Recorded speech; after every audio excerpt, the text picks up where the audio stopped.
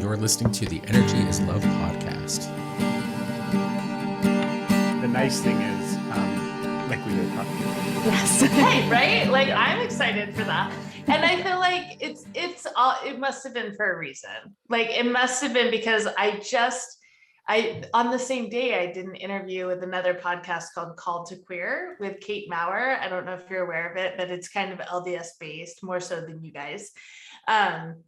And that just dropped today. So I think this is going to be good because there's going to be some space in between those two conversations. And this way I can make sure that they're different. You know what I mean?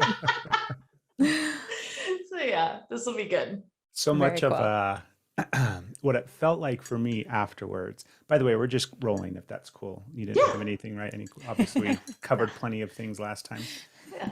We're pros by now. We got this. Right? Old hat. What it felt like for me was that it was supposed to just be for the three of us, because there was so much stuff that came up for me and has continued to come up for me since then. And it's not, I mean, we talk about everything on the podcast, so it's not like there was something, first off, we should explain, I didn't realize that because we are recording, people aren't aware. They're like, what we missed? It feels like this conversation's halfway through. Right? For real. 2 weeks ago, something like that, we tried to do this and we had a beautiful conversation that had so many profound things. Like I'm saying, like it literally helped me. When I say immensely, maybe not like to the scope of life changing, but it helped me so much for where I'm at right now. And I'm like, that was why, obviously we had to have that conversation for a reason. And the reason we didn't release it is because the audio got all screwed up. People that are listening. We had it all, it was just beautiful. And then, the audio didn't work. It would have been a nightmare for anybody to try to listen to. I don't know how you managed to do it. You were a champ. It was a bit much. There's no doubt. I even toyed with it in my head a little bit. I'm like, I don't know. Like, do you think if we mention it at the beginning, it'll still be okay? But it was so bad. Like, I don't know. Bad. Yeah. So one of the things I want to share with you that was so profound for me, because you said so many different things that resonated immensely. And the one that has stuck with me the most and that I'm implementing on a daily basis and really bringing awareness to for where I'm at, and it was so applicable for where I'm at right now, was just this idea of getting the opportunity to get curious about who you are and what you're like, or what you like and what you don't like, and what you're into and what you're not into, and just this discovery of who you really are. And I love the let's see if I can express it. Right now, I'm going through just the hardest part of my life that I've ever had to go through.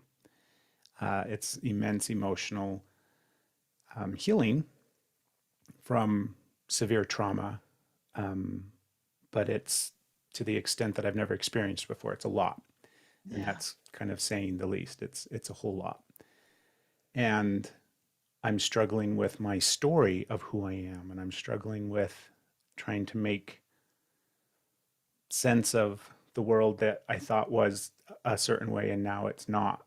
And so what does that mean for me and who I am? And how you talked about it, and in the way that you talked about it. And I'm paraphrasing to no end because, obviously I don't remember your exact words, but it's just this idea of, what kind of foods do I like? What kind of music, how do I like to dress? Just breaking it down from this discovery place and this curiosity place of like, maybe I don't really like, V-neck button-up shirts. Maybe I do. I don't know. I'm just going to figure it out, and the freedom to figure it out. Yeah.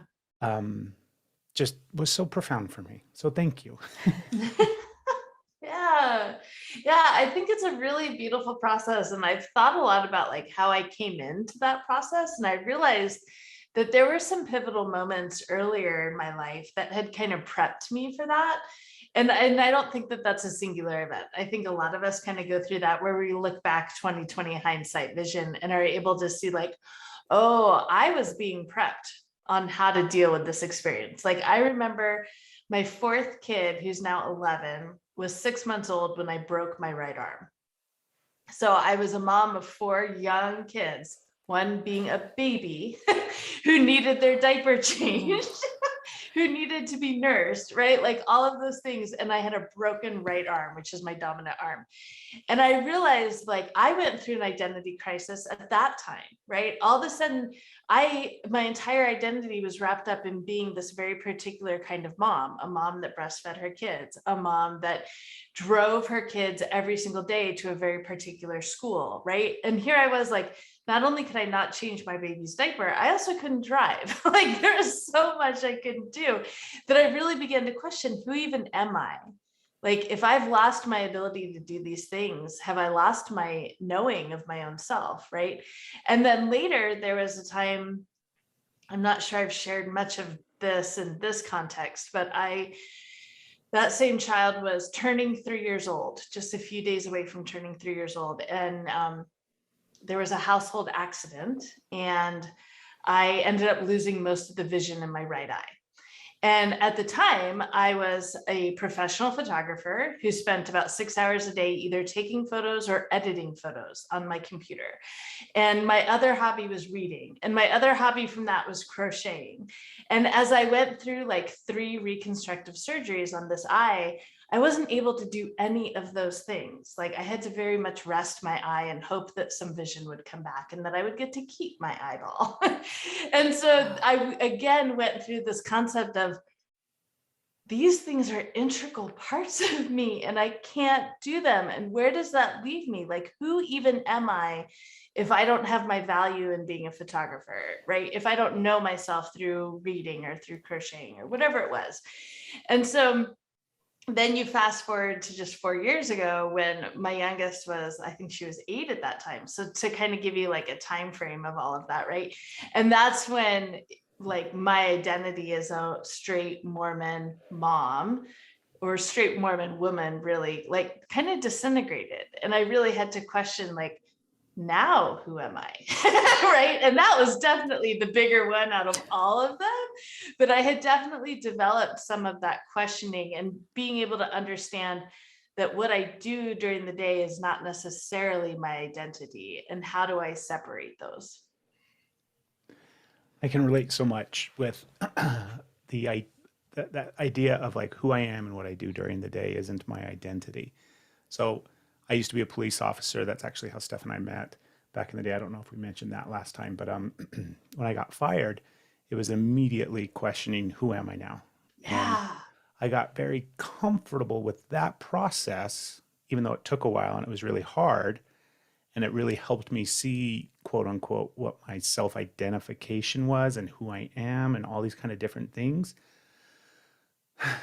But now this new level of experience that I'm going through is making me question what you described as things that are like integral, like these things that I thought were foundational things about who I really am, how I think, how I relate to people, how I communicate, all of these things that I almost take for granted and have seen, I mean, I haven't seen them as necessarily parts of who I am because they were so ingrained in who I was.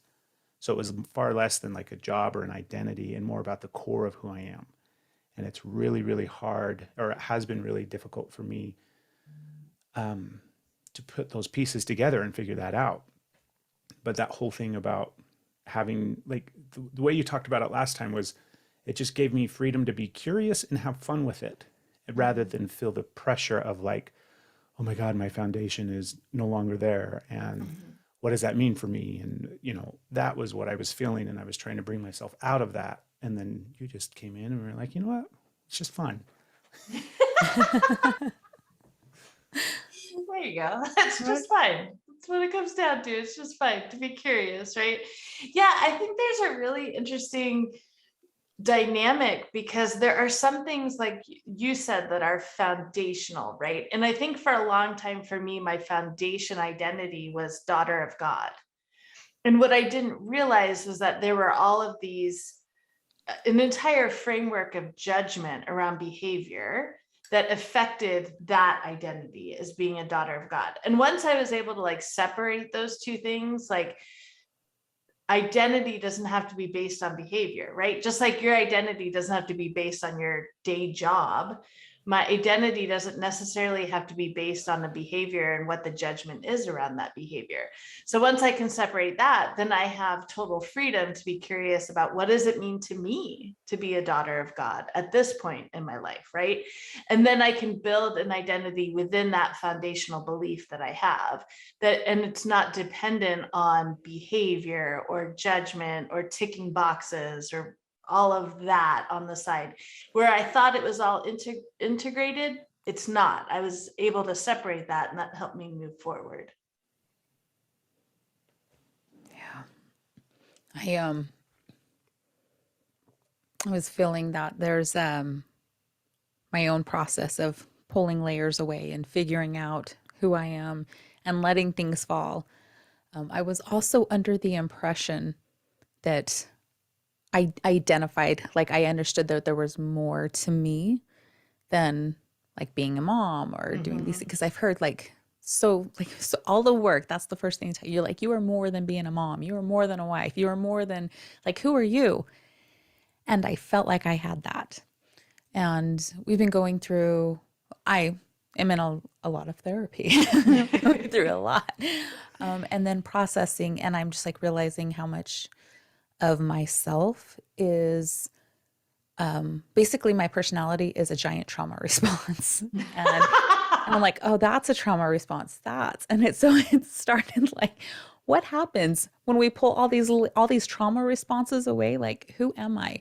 And it was hard for me to see that there was going to be something left, because it just felt like everything. And I'm like, okay, this started from birth and here we are. So there's like, I never formed. So what happens? And just seeing that like outlook of, no, it's okay. You are there and you get to find that. It's really deep, but it is there. And I think it was a couple episodes back, Chris Fletcher's episode. And we got into that and he asked me that question. He's like, we was talking about leaving our kids. And that just, let me give you a little more context. We're not just like, see you guys, you're fine. Fucking done with their shit. We have one child that is still in school and still living with us. And we are talking about our future and going off grid and just like really like downsizing and just living off the land and so many things, homesteading. But I am scared that like, well, what if they need us? I don't want to be far. I want to be here. And and then he asked me, well, who are you if you're not mom? Like, who are, and I thought I had that answer. But when he asked me that, I was like, I don't know. Turns out I'm like, yeah, box checked. I'm in here. But I'm like, no, it's still just like mom. That is my number one. And so to try and look beyond that and not lose those little aspects. And as each of them, leave the nest, a little bit goes and there's less. So I'm gonna have to figure it out anyways. I might as well make it fun, but it is hard. It is really hard. Yes. And I think parenthood, I think there are a few things like sexuality, like gender identity, like parenthood that are so intertwined with our identity. They really inform that. And so I think for me, it's not a question of like, who am I outside of motherhood? For me, it's a question of like, how much does motherhood dictate my actions, my choices, my thoughts, my feelings, right? Because I think motherhood will always be there for me. Because I think a lot of who I developed into came from experiences of motherhood, right? It wasn't becoming a mom. It was these experiences that motherhood provided that developed my consciousness for me. And so I think for me, it's not like it's not compartments, right? It's not silos of like, this is my gender identity, this is my sexual orientation, this is who I am as a mother, right? Instead of these being silos, for me, they're almost like the foundational element. And then the work for me is to decide what of that is authentic to me. For so long, the version of motherhood that I was playing was not authentic to me. And I didn't understand that until I was able to see the consequences of certain behaviors, right? To see the look on my kid's face when I responded a certain way, because I was trying to play this role of this specific type of mom. And because when you're acting, you can't really access authenticity. And so it was the consequences that I saw that were the red flag, that were like, oh, why am I playing a version of motherhood that makes my children respond that way? Right? It wasn't until I was able to realize that's not my version of motherhood. That was someone else's version of motherhood. And now I need to explore and create what motherhood is for me.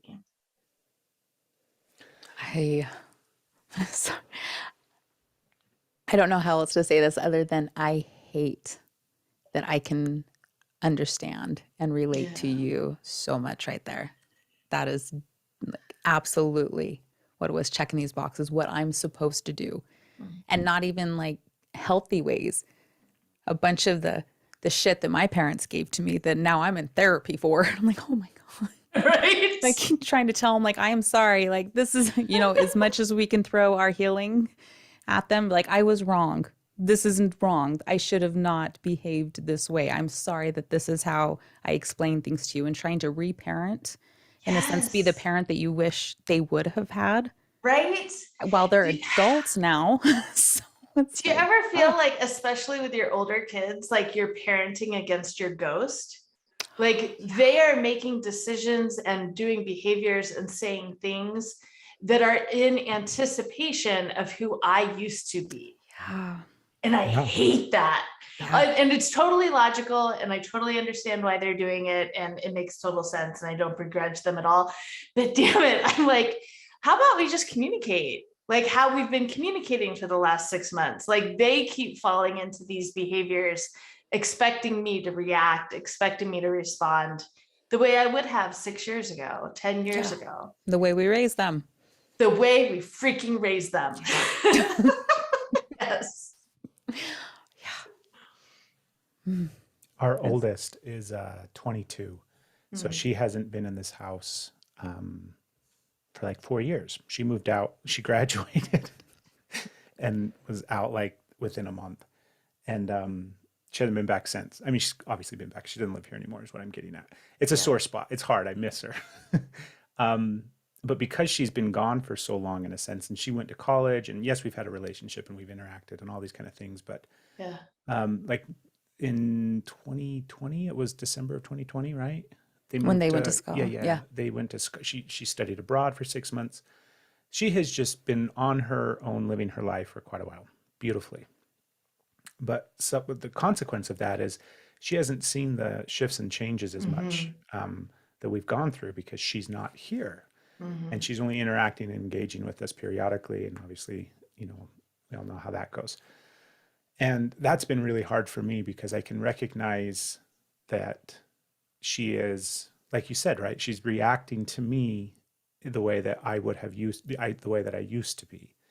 And I want so badly for her to see who I am and like to tell her who I am and all these, this is a whole new game now in a sense, but my brain also isn't taking into consideration that I can see it from my perspective and how much I've changed. Right. But I also recognized not too long ago that I struggle in seeing how much she has changed. There's a part of me that still sees her as 5 years old. Right. And I mean, that's a beautiful thing.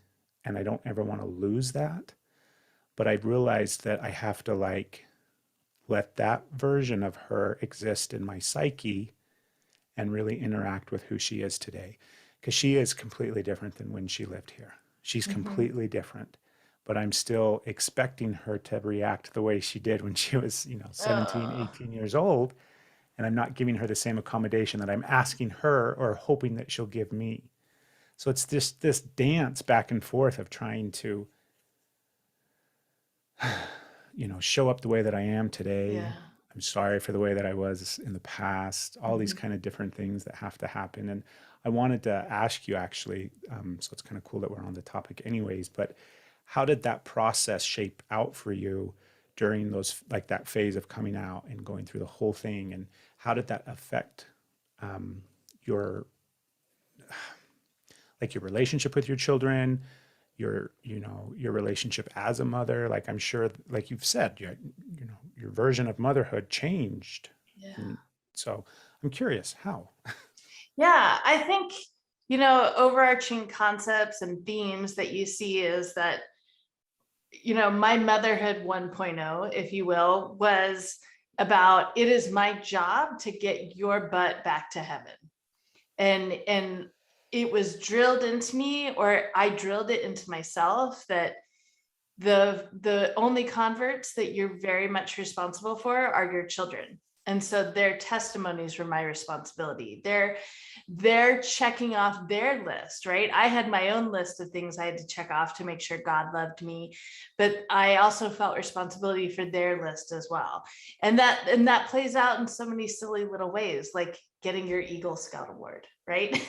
Like, man, the pressure I put up. So my two oldest are boys, and my oldest right now is 19 turning 20.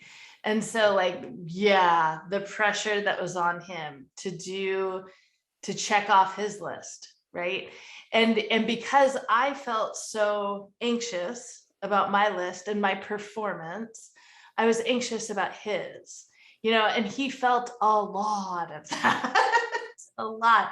And then I think as I kind of deconstructed who I was and what my relationship to my children was, I tried to engage in those conversations with him. And I've since realized I'm not a safe person for him to be vulnerable with yet. And I can respect that. He had, like 15 years of a mom judging him, judging his behavior, judging how he interacted with the world, judging what he accomplished. And I can't expect that 4 years of changed behavior is really going to change that very much.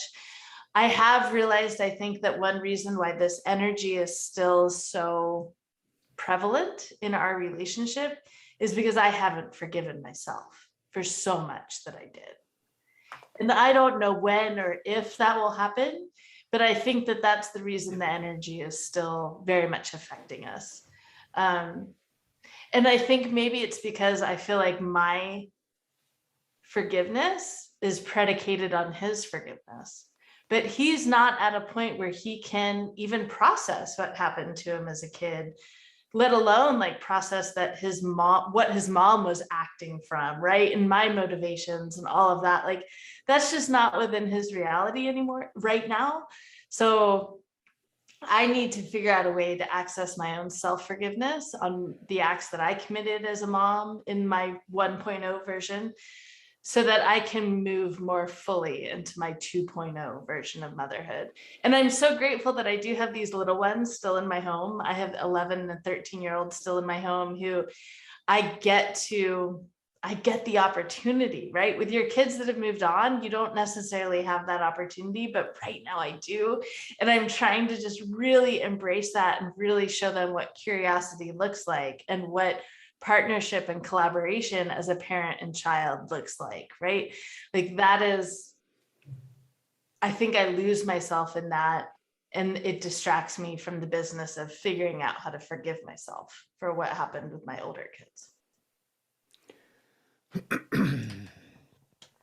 So I was grateful, thinking that our last episode was a unique, beautiful experience that had such profound things for me.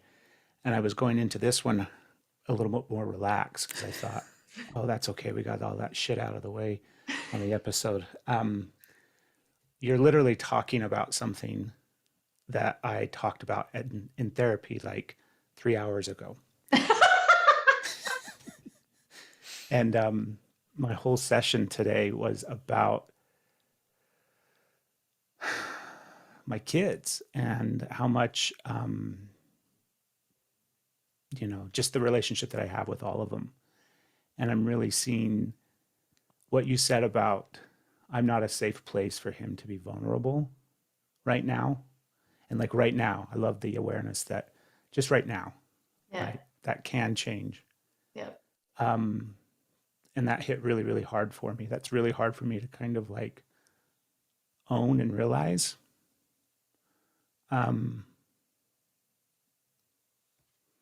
like one of the things that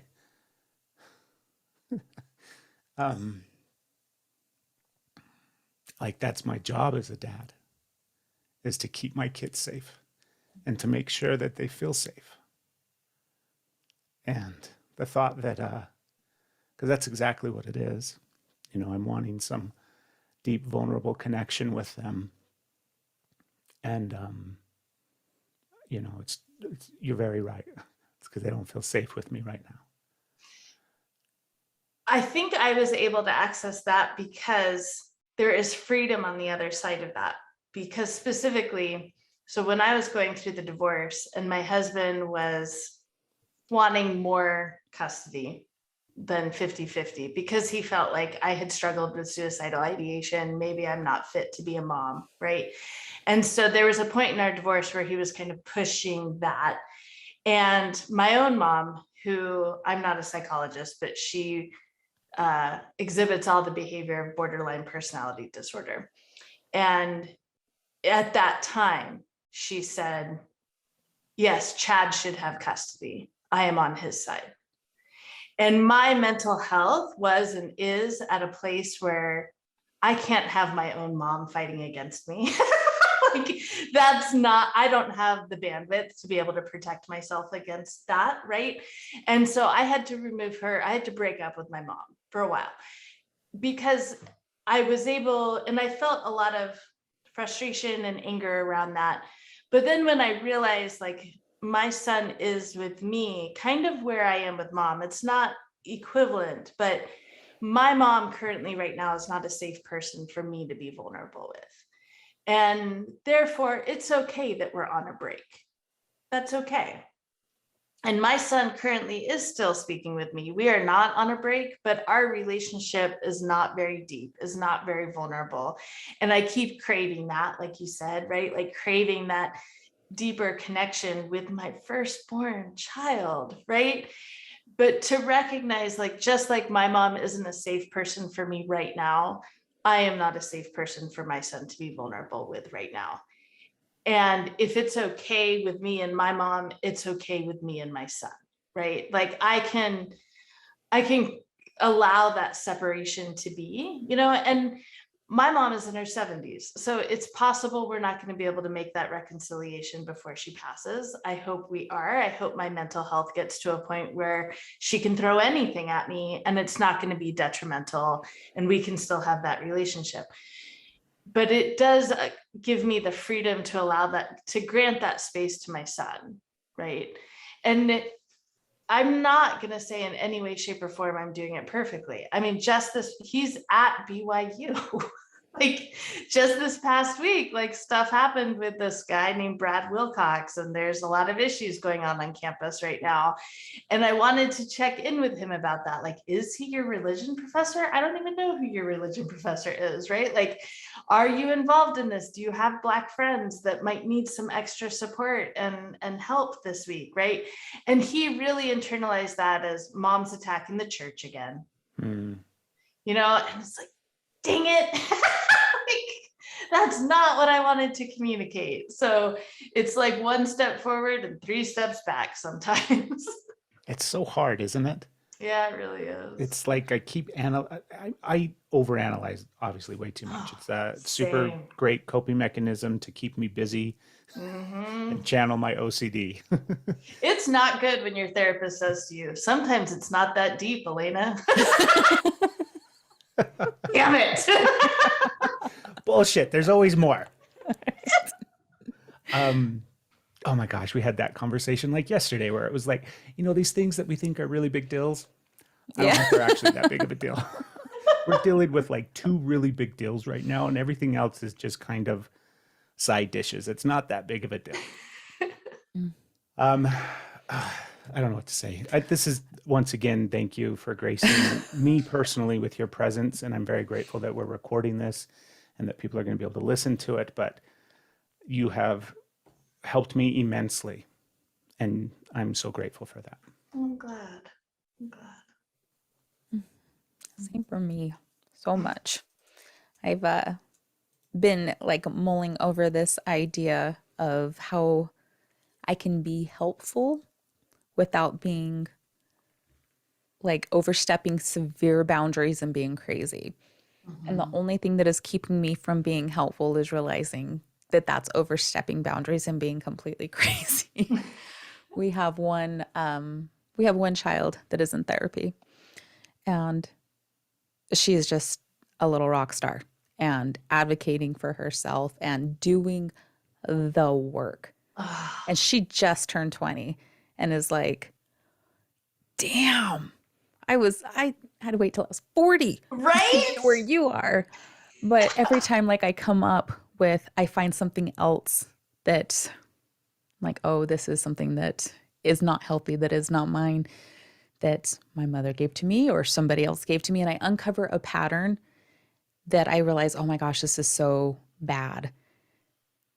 I want to, like, I've been fighting. I'm like, I need to tell her therapist.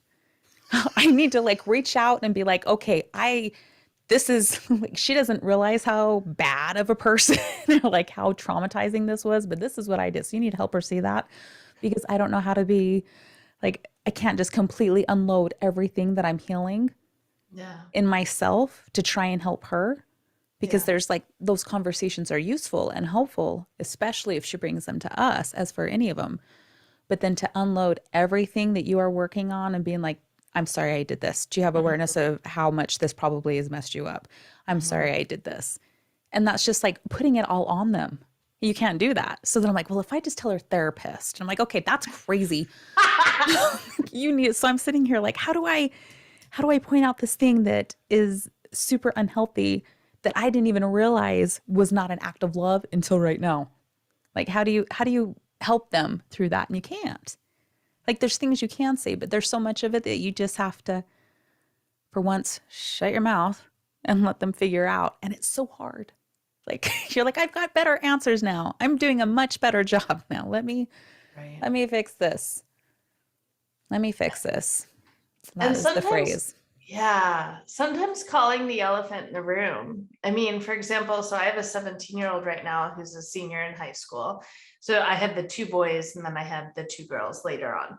And he's had a longtime girlfriend. He's applying to different colleges, and basically both of them are hoping they both get into BYU so that they can go there and do college together, because she's off in a different state. And he's not involving me in like any of his like I didn't get to see the essay he wrote to apply to BYU, right? Like I'm not involved in any of it. And there did come a time, I think we had played some video games together for like 3 hours. And at the end of it, we took a break and I think we were eating a snack or something. And I was asking him about his college plans, and he was kind of skirting around the BYU thing, right? And finally I had to say, hey, I totally get why you don't want to talk about BYU with me. Like, I know that I have had a chip on my shoulder for a while regarding anything with the church. And I know that you don't want to take that on, like, because you're choosing to go there, then you're part of the chip that's on mom's shoulder, right? But I do want you to know that I want to be involved in your college life, and I want to support you, and I want to be able to celebrate your wins with you and celebrate when you ace a test. And I want to support that experience in any way that I can, as well as if you don't want me involved, I totally get why. I get it. I totally get it. And in that one scenario, that was really helpful. In another scenario with my oldest, before he left, he'd done his freshman year, and before he went for his sophomore year, it was actually my girlfriend who kind of facilitated a conversation between us about how maybe for this next school year, he and I could communicate a little better. And she was able to say, Jonah, I know you're perceiving it this way. And Elena, I know you're perceiving it this way. And now that you guys know each other's different perceptions of this communication, maybe you'll be able to be better at it. And it was only like a 30-minute conversation. Dang, it was helpful. It was so helpful for us to reconnect. We've had a much better experience this school year than we had the previous school year. So sometimes naming the elephant in the room goes a long way. Yeah. I can see that. I'm so glad that happened that way. Girlfriend sounds amazing. She is. Glad you had that happen. That's She's a kid at heart. Like she's into all the same video games and all the same memes, and you know what I mean? Like they speak the same language. So that's really helpful. that's awesome. So I have a question for you. Yeah. We'll see. I like to think it's challenging. Apparently it's not for you. But I'm just very grateful. It's so wonderful to speak to somebody that has, I mean, it's not saying that you have your shit together, because I'm sure that you've got plenty of things that you're dealing with that seem like a chaotic mess. But you are speaking from a place that sounds like somebody that's willing to like own it and process it and deal with it. And, it's just very refreshing. And so because you're that type of person, I have a question for you that's totally self-serving, but I want your insight on it. One of the things that's been coming up very, very much for me lately is, it's a concept and it's an idea. It's not my own by any means. It's been around for a long, long, long time, but it's just this simplest thing of how people are mirrors for us and how we reflect back to the person that's sitting across from us what they need to see or what they need to work on or whatever the case may be, right? It's not always necessarily work, but that mirroring effect that occurs and happens with people. I'm curious, first off, do you agree with that? Before I ask a question based off of something that you may not even agree of. Very much so. I very much feel like the energy that we hold within us, like gets resonated with the people that we interact with. And so the energy we're putting out there is what's kind of sparking within them and coming back to us. Yeah. Right. Is that kind of in line with what you're saying? Absolutely. Okay. And so I'm curious, what does that process look like for you? Is it something that you have maybe not just a conceptual understanding of the idea, or is it something that you implement and you use and you're very cognitive of in your communication and your connection with people? I'm just curious. Yeah. I feel like I'm still very much on the beginning understanding of what that looks like for me. Where my strengths lie is in seeing red flags and observing red flags, right? And so I can't usually identify that I've been pulling a certain behavior out of someone because of my energy until that behavior becomes a red flag. And it's interesting because I have warring perspectives on that. Like one perspective feels like everyone is an autonomous person and they can be held responsible for their own actions and beliefs, right? Like that feels really important to me as part of my deconstruction. And I've been holding people to that, right? Like if you tell me this is what you believe, I'm going to hold you accountable for that, right? And then at the same time, I also truly do believe that people are reacting to me and my energy that I'm putting out there. And so there's a certain part of their behavior and their actions that are in response to me that I need to be held accountable for. So I have these two like warring concepts that don't integrate very well. And so I kind of dance that dance of trying to figure out, I'm observing a red flag of behavior. How much of this is coming from who they are and who their past is and their context, and how much of this is because of what I've communicated that I need from them. Yeah, that thing of I'm super hyper aware of my communication with Stephanie, because oftentimes what I'm communicating to her, and I'm realizing just like live action as it's happening, I'm thinking I'm communicating to her just anything, and I realize so often there is a need that I'm looking for underneath all of that communication, that so much of it is about how I'm feeling, but I'm communicating, like if the bottom layer is, hi, I'm overwhelmed and I need some attention and some love right now to help me regulate my nervous system because I'm still learning how to do that by myself. So wouldn't it be nice if we could just say that? Well, eventually I get to that point, but oftentimes it's like up here where I'm like, hey, are you hungry? And the reality is, are you hungry eventually leads to like, I'm not, would you like me to make you something? No, you don't need to make me anything. Oh, you know what, maybe, yeah, you make quesadillas really good. I think I want some quesadillas. And so it spirals, not spirals in a bad way, but we go down this little conversation. Yeah. And I really realized that, because if she doesn't respond with that narrative of, no, I'm not hungry, would you like me to make you something? Then I still keep probing her. And so it's like this subconscious thing of like, what am I really after? I'm not hungry. I don't want a quesadilla. I'm anxious and I'm nervous, and I want her to give me attention so that I can start to calm and soothe and come back down, because I can subconsciously feel that coming up in my body. I just don't have the verbal skills to actually communicate that need. Or better yet, and it's not a judgment, I'm totally comfortable with like needing her help to regulate myself right now.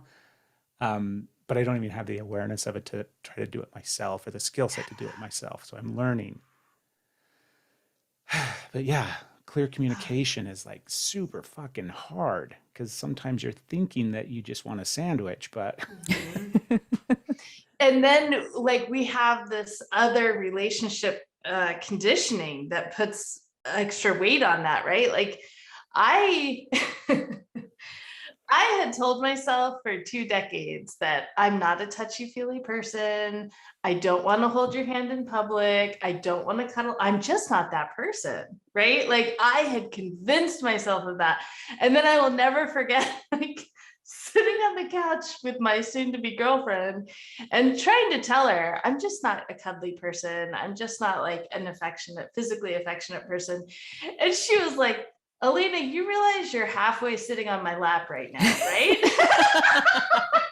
Like, and so where I am now is, wow, I really am an incredibly affectionate person, and actually physical touch is incredibly important to me.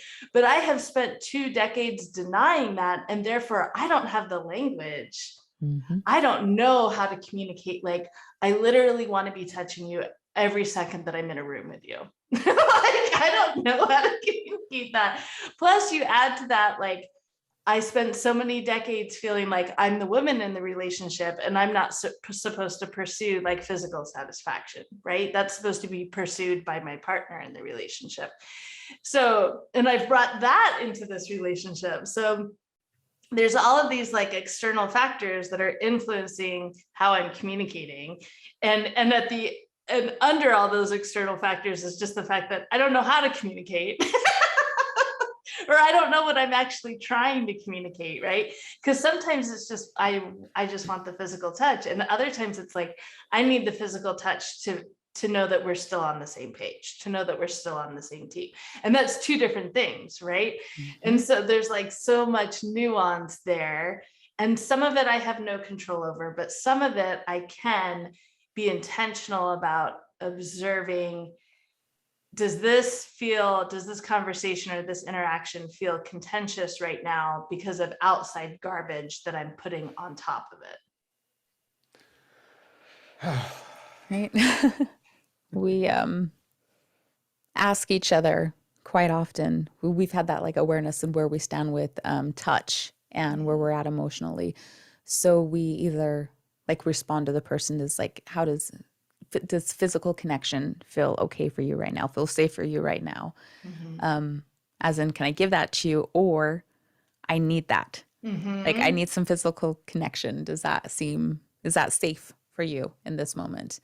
I've always had like this misconstrued concept of touch and what it was and what I needed, especially like not really accessing parts of yourself and not seeing that, but coming from a long line of trauma and abuse. So where physical touch has been painful and then told that it was love. Right. Like that really like confuses, like you cannot process that. Even as an adult, I'm still trying to figure out what it actually is. Yeah.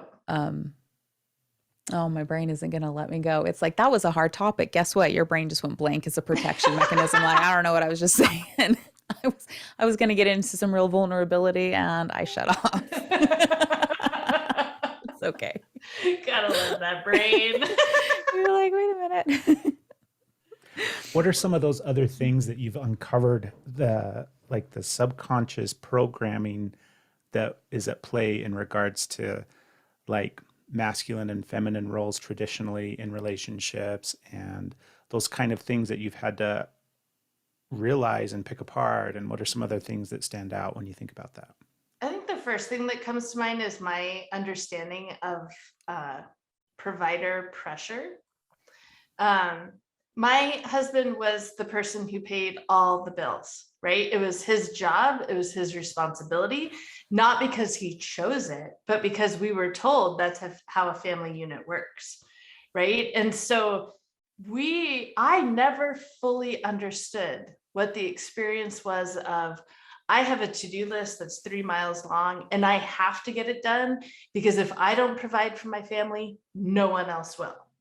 Like my kids only eat because of my productivity. That is a pressure that I never got until we were able to get divorced. And now I'm experiencing that on my end. And I think back, oh my gosh, all the nights he worked till midnight and I was just pissed. I was just so angry that he couldn't figure out a way to spend more time with his family, right? Like there was just so much judgment and so much anger there without the empathy. And I think that that's where I really realized I have a long way to develop, is empathy for experiences that I have not experienced, right? Like, am I capable of witnessing someone going through an experience that affects me, possibly negatively, and still have empathy for that experience, even though I've never gone through it?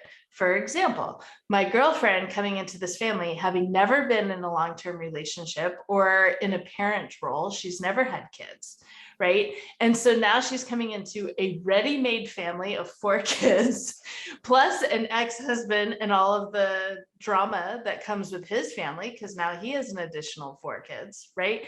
So like what she's walking into, I have no concept of.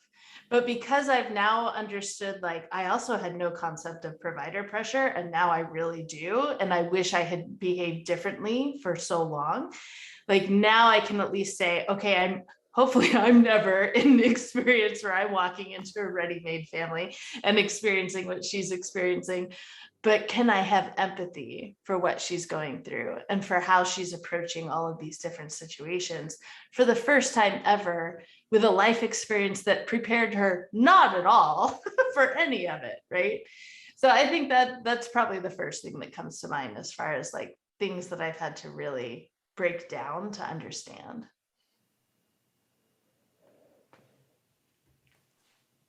It's a big one. I've never heard that term, provider pressure. And like that's interesting because I've been in that dynamic and I was dependent. Mm-hmm. And it was a very toxic, unhealthy relationship. Yeah. I got out of that, and then it was like, here is my independence. And I like death gripped onto that. Oh yeah. Like, I will never be dependent again. Yeah. But I didn't see that as a pressure thing, but I didn't have that awareness, but I definitely like have appreciation for it because things have switched again to where I no longer have that secure job. I changed things up. And so it is back to now Craig, like I contribute, but Craig is the provider.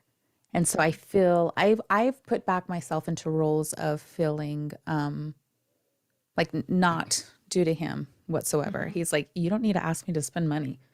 And I'm like, are you sure? Like it's $5. You know, I have a really hard time because I don't feel like I deserve or have the right because I haven't earned it. Ooh. And then I look right. It's so challenging, but I had not seen the pressure of what it feels like for him. Because for me, when I experienced it and I was able to do that, it was security. Yeah. So like that's a whole other level of, ooh, I need to sit with that and really like give you space for that. Like I didn't realize how, like it's not a security thing. It might not be a security thing. Maybe it is, For me, it was security, but I'm like, oh, that's a lot of. I had never heard that term either until you spoke it. And I'm like, oh yeah, it is kind of hard.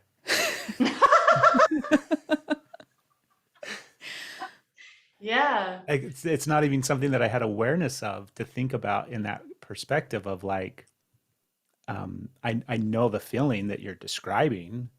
I'm very familiar with the weight of that, but I didn't consider it.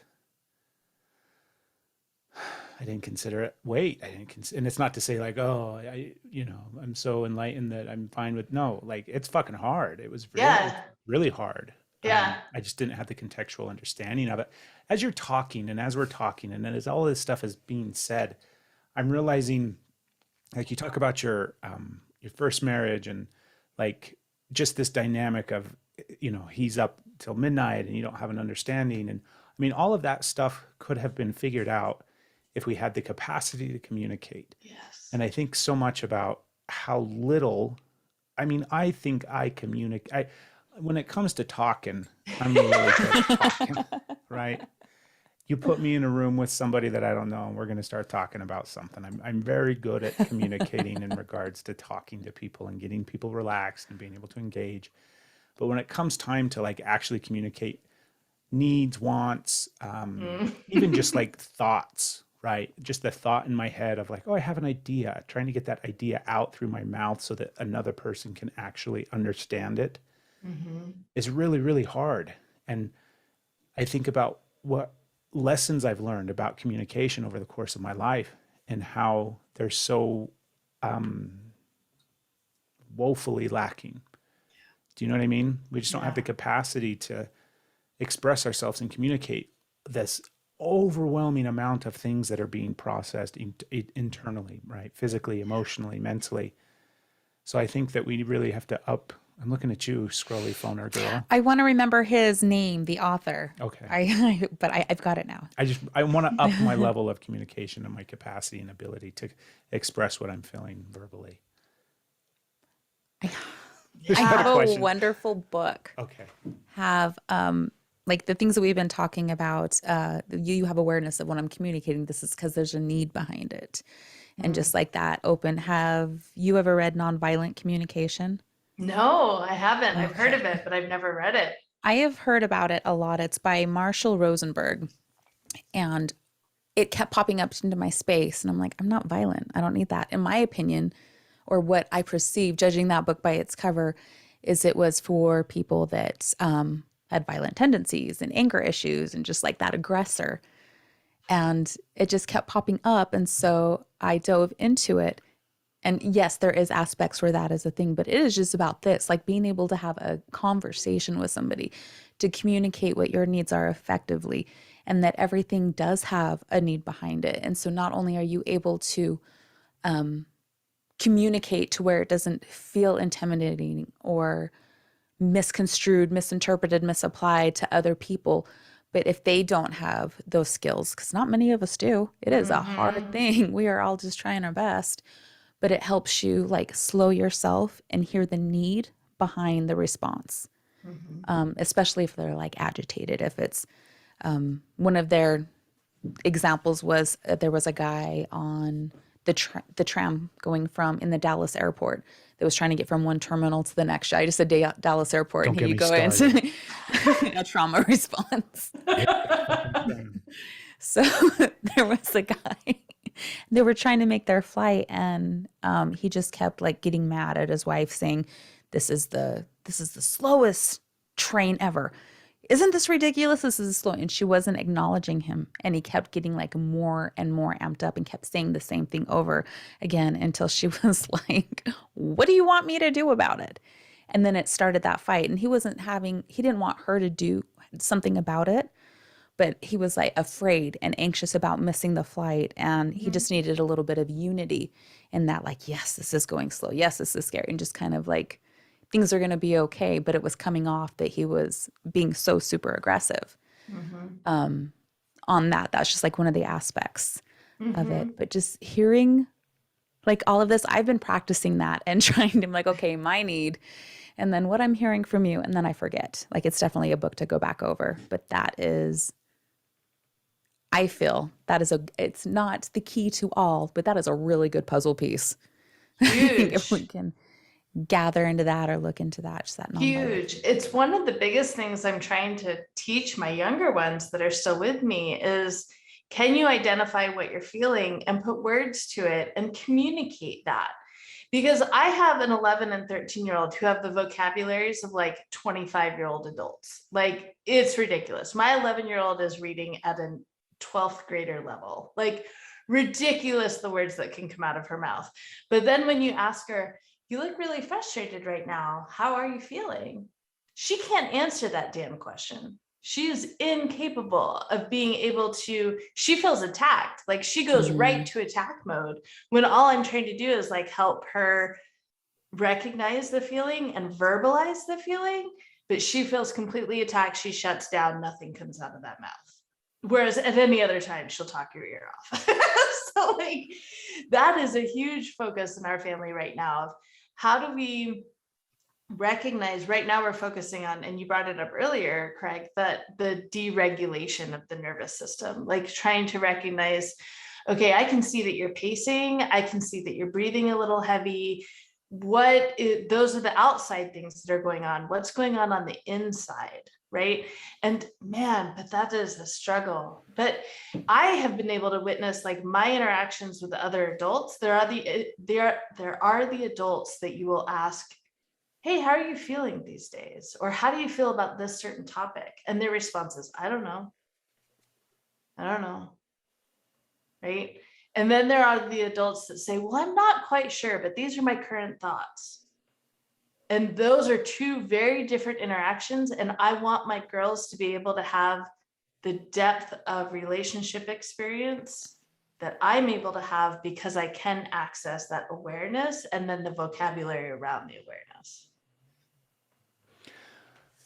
So much of what we're talking about for me has been the somatic, the feeling my body finally. So much of, like, from the perspective of, I've been telling Stephanie this thing all week. We talked about it on, I think, last week's episode of the podcast or something.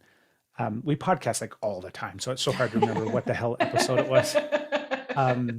But I don't.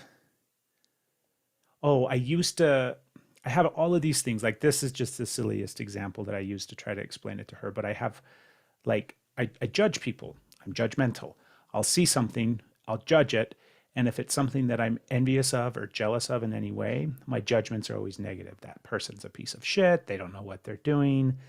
I'll just look at whatever it is that I'm attracted to in that space or that experience or whatever the thing is that I saw.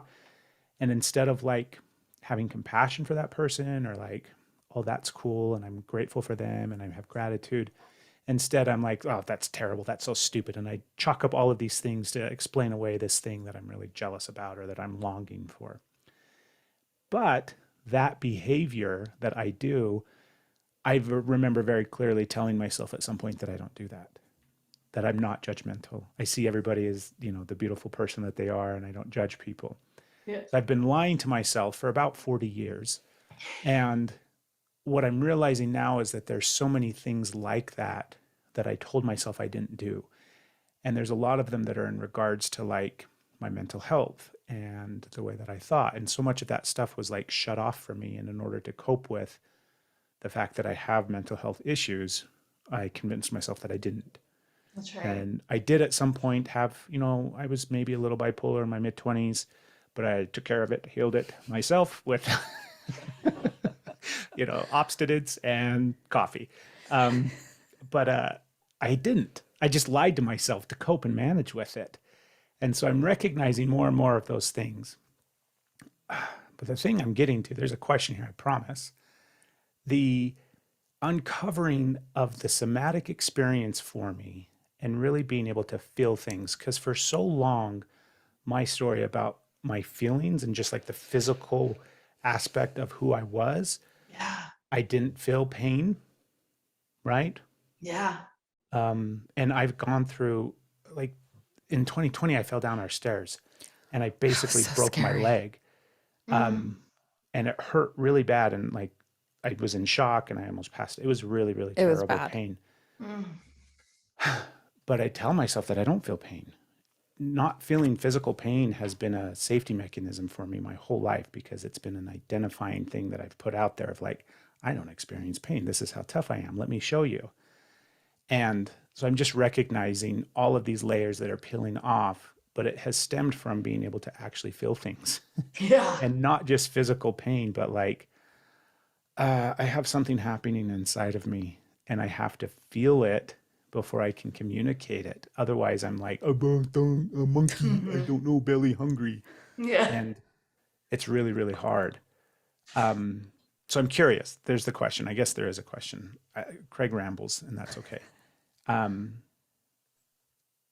Do you have the same awareness of your physical, like you have an emotion that happens, and I think it starts somewhere physically in our body before we actually have awareness that it's an actual emotion that is happening. And if we can start to identify it in our physical body, then it helps us understand the emotion, and then it helps us communicate that thing, right? Yes. What does that look like for you? Do you have awareness of those physical things happening in your body? I'm getting there. I actually just this past week so I'm writing my memoir in hopes of being able to publish it this year. And this past week, the chapter that I really focused on was that segue from this belief of shutting down my body, that my body was something that was going to tempt me. My body was something that I needed to suppress, that I needed to overcome, right? And I was really, for lack of a better word, religious about doing my monthly fast, because that like really reinforced this idea to me that body, you are not in control. I am in control. You are just along for the ride and I'm the one in charge, right? And so there was this beautiful time period where I had gotten into fly fishing and I had started to realize I was standing in the river and safe in my body, safe to feel, safe to react, safe to have an instinct and listen to my instinct, right? And then there was one pivotal day that I was taking a shower and I was trying to conjure up that feeling again of being safe in my body. And I stepped out of the shower and saw my reflection in the mirror. And I stopped. And that was key, because what I had always done in the past was avert my eyes, put my temple garments on, and get on with my day. And on that pivotal day, I stopped and I looked. And I saw my body really for the first time since I was 19 and I had gone through the temple. And I realized in that moment, this love that I had been craving and trying to earn was present in my body already. Like everything that all the fasting and all the prayers and all the devotion and all of this obedience, which was all in an act of, let me earn your love, God. It was already there. And it was just within my body. And all I had to do was see it and recognize it and connect with it. And that was like pivotal for me in so many different ways, but specifically for being able to feel, to not be numb. I think I was so numb for so long. And that was the beginning of being able to feel again. And I think that there are times when we actually do things that we know are going to hurt. We do things that we know are dumb, right? Like we say things or we start relationships or whatever it is, just to feel again, like just to have an emotion again. And I think that I wish that had been my red flag. I knew that I was making really stupid choices, but I wasn't thinking about why. I wasn't realizing that it was because that gave me a little buzz in my tummy and I was craving that buzz because I didn't feel anything else. So I think that for me, that somatic connection, once I gave, it just reminds me of like when you have that friend who every time you get together with them and they're constantly talking about another mutual friend. Like, did you hear what so-and-so did? And can you believe it? And blah, blah, blah, blah, blah, blah, blah. Like you're never actually real with that friend, right? Because you know they're going to turn around and talk about you. It's not safe to be real with that friend. And I feel like that was the same thing that I was doing to my body. I was judging it and judging everything negative about it all the time, that my body was never safe to tell me things like, you might enjoy this.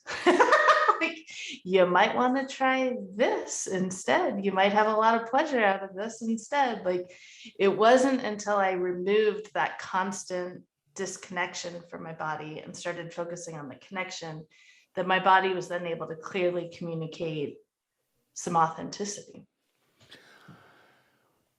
It's like we were saying earlier, where your children or your child, my child, doesn't feel safe with us right now. Yep. And it's that same dynamic of my body doesn't feel safe with me right now. My body doesn't trust me. Every time my body tries to tell me something, I hurt it. Right? My body tries to tell me something. I'm like, I'll show you, body. I'll go punch something really fucking hard. You know, I'll do something really, really dangerous. You give me a feeling or a sensation or an emotion that's difficult for me to feel, body, and I'll show you. Yeah. Like, we'll stop this pain, or we'll stop this emotion immediately and detach so far. So my body doesn't trust me. Yeah. It's learning to, though. I love the dynamic of that, the way that you sparked this in my brain. Thank you. But it's learning to trust me, like building this relationship with my body now. And it's like, hey, I don't think we're actually hungry right now. Shut up, we're hungry. Right? Yeah. Like, oh, you're right, body. Turns out you know what you're doing in there. You aren't actually hungry. So yeah, that's really beautiful. Thank you for that. Thank you for all of this. Yeah. I've been wanting to not wanting to, but this I just realized something listening to you. So this is my own personal belief, okay? We have energy that connects us all. That's why this podcast is Energy is Love, right? I think that energy that does connect us all is love. So it's from this big, beautiful place, and we all stem from it and we all flow from it, and we're all connected to it. And I think there's people that at certain time periods in their life pop into a flow of energy that they just like channel from that space. And from that space that they channel from, it's like pure resonation of that information that exists in that space. And we now have 2 episodes of this podcast with you. And I feel like that's where you're at right now. I feel like you're in this space where everything that you're saying is resonating to me in some weird way that has profoundness for where I'm at. And I know that it's doing the same thing for Stephanie.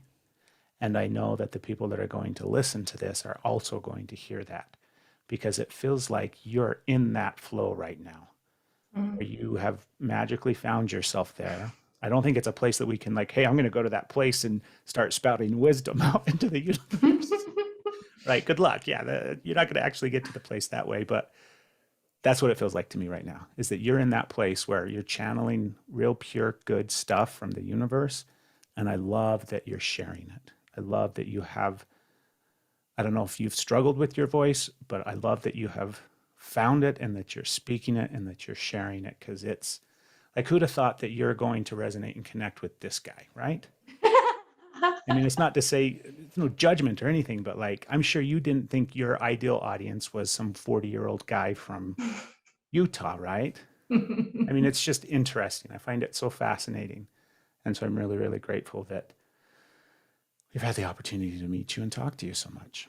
You know, what's so funny is that I just did an interview on Friday with someone who also had to redo the interview. They just didn't get enough time in. It's for their graduate program, like their thesis, and they have to have a certain amount of hours interviewing, and they just didn't get the time. So we redid it again.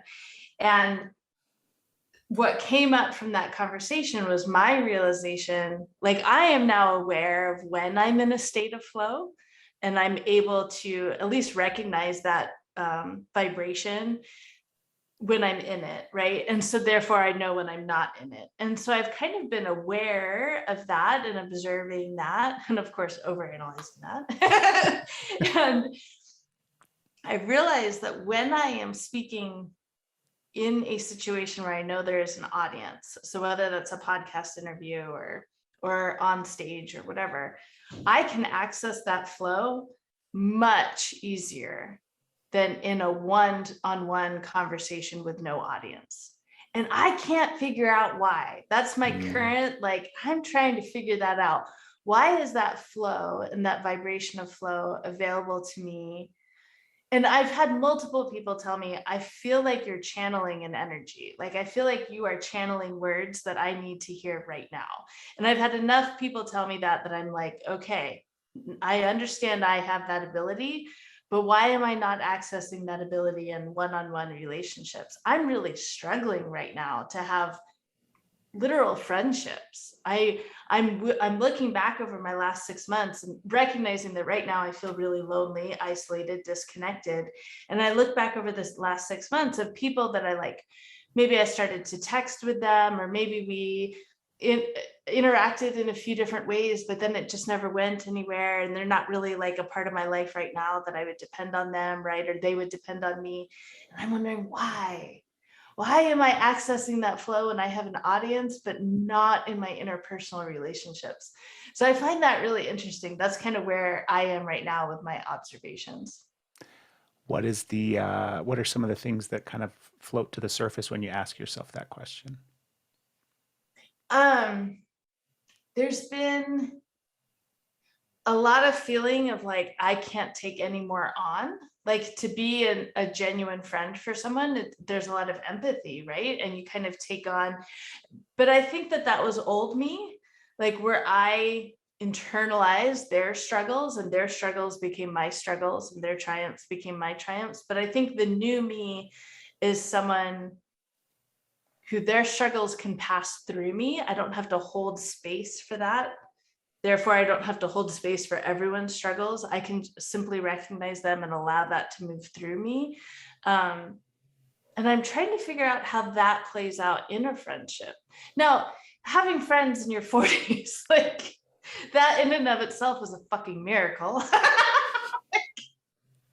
But I think for someone who has changed so much in the last 5 years, like, yeah, there's a lot of challenge of figuring out, okay, I've kind of figured out who I am as far as like a career, and who I am as far as motherhood, and who I am as far as sexual orientation, as far as gender identity. And now I'm figuring out who am I as a friend, because I want friends. Like, I want to have the people with me now that are going to be the people with me 15 years from now, 20 years from now, right? Because all of my people that I had 20 years ago, well, 5 years ago, they disappeared. So they're gone. And now it's time, like, again, I was writing the memoir and I was writing about these early motherhood years being in a ward, and we're all popping out babies and all our husbands are working long hours. And we really bonded. Like, that was my crew, right? Like, that was my people. And that experience came because of where I was at that point in my life. And now I'm at this other point in my life, like on a totally different world than I was then. And where are those experiences of developing that tight-knit connection with people? Yeah. Are you ready?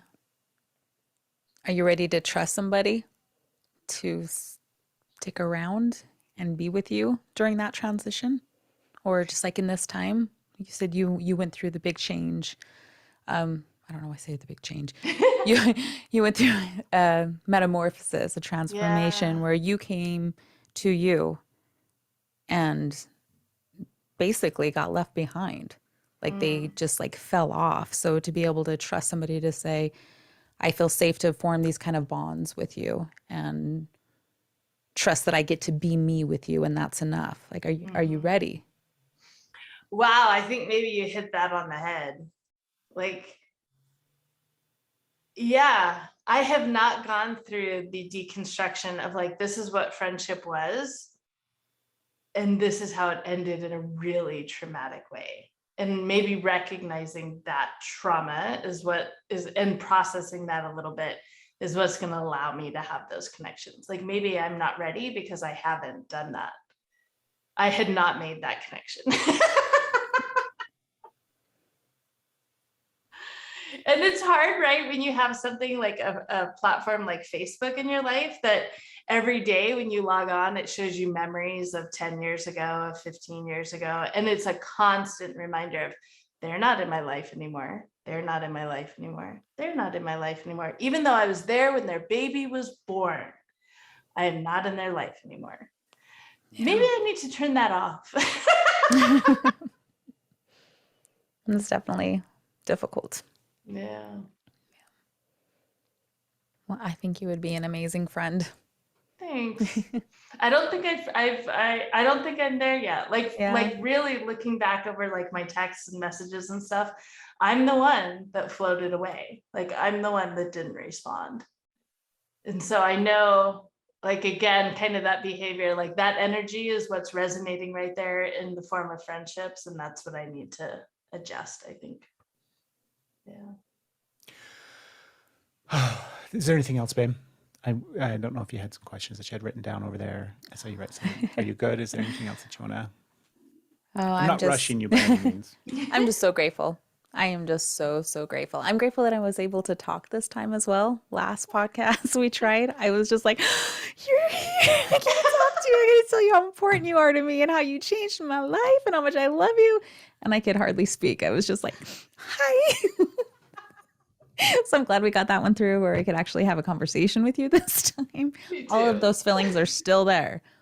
And I'm able to speak to you this time. I love it. I love it. So where's the best place for people to find you? And what do you have coming up or anything that you'd like to kind of shout out? Yeah. So me personally, I'm on Instagram at Elena Joy Speaks, on TikTok as Elena Joy Speaks. My nonprofit is Pride and Joy Foundation, and you can find all kinds of information at our website, prideandjoyfoundation.com, or on our Instagram account, Pride and Joy Foundation. And the big thing that we're really excited about, we've got two things. One is that we're doing a class for LGBTQ authors to support them in completing a nonfiction book and getting it published. We really feel like the world will be better when we have more LGBTQ writers out there writing and telling their stories and giving their perspective on life. So there's that, as well as the Pride and Joy Foundation is going to pivot a little bit in 2022, and we're going to start teaching some workshops for parents of LGBTQ youth to learn how to stand up and advocate for them in different circumstances. Right now, what's happening is there's a lot of school board meetings that are addressing things like bathrooms and trans kids and whether it's okay to have a diversity club or a gay student alliance on campus. And there's parents who really want to stand up for their kids or their kids' friends, but they don't know what to say or how to say it. And so we're going to be starting some workshops for them to help amplify those voices. And then as well for our LGBTQ individuals to advocate for themselves at either school or work, or frankly, for both groups. You know, something that's happening right now is people are getting together with even just family members, right? And there are family members who have these points of view that are just so hard to hear, but we don't have the words to be able to respond to them, right? Like when Uncle Bob comes to family dinner on Sunday and says trans women aren't real women and we should ban them from sports, right? Things like that. There's so often that we want to rebut that, we want to respond to that, but we don't have access to the words or the verbiage. And so that's what we're hoping to provide in 2022. So yeah. I love that. I love that so much. So much, especially like getting into rural. That's such a hard word for me to say. It really schools. is, me too. But just how hard it is for kids to be authentic, and also being in a rural area. There I go again. Kids that have to keep their family a secret that have LGBTQ parents. Yes. That if it gets out, then the ramifications that they experience and the hate that they receive just from being the child of it. Mm-hmm. So just so many aspects that needs to be in the school to allow that safety. I love that that's where you're going. I love that. I love that. I hope that we get to see you out here in so many areas. That is beautiful. You don't have a podcast, right? But do you have your own podcast that you do?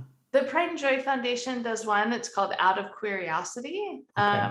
Right now, what it is we did a family summit back in May, and we had incredible LGBTQ speakers from all over the world. And so now we're taking those talks and turning them into episodes so that everyone can hear them, the incredible counsel that was given at that time. So yeah, Out of Curiosity. Very You cool. are welcome here anytime. I think we told you that last time, and it holds true. Like you just doubled down and got the stamp of approval twice. But if you ever have anything that you want to talk about, anything that you want to highlight, feel free to come on and use our listenership to promote yourself and everything that you do, because you're amazing. Also, I want to encourage you to have your own podcast. And even if it's just you, 20-minute episode, 30-minute episode of something that you just are passionate about and that you want to talk about, because you're in that flow. You're in that place, I think, where everything you're speaking right now is just straight wisdom from the universe that needs to be heard by so many people. So Thank I'm you. glad that we got to Thank spend you more for that time with you. encouragement.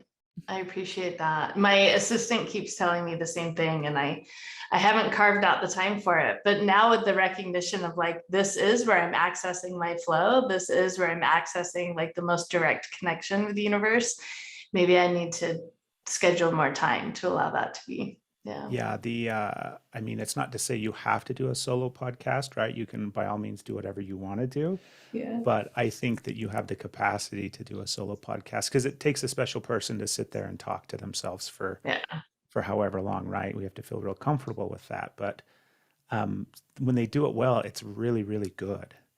And I think you would do a really, really good job at it. So even if it's just a solo podcast of you sharing insight and wisdom into where you're at, because this 40-year-old guy from Utah would definitely listen and benefit. So thank you so much. Awesome. Thank you. Hey, everybody, go follow her. We'll Yes. share everything in the show notes so you can find it. Yeah, it's just been a pleasure. Thank you.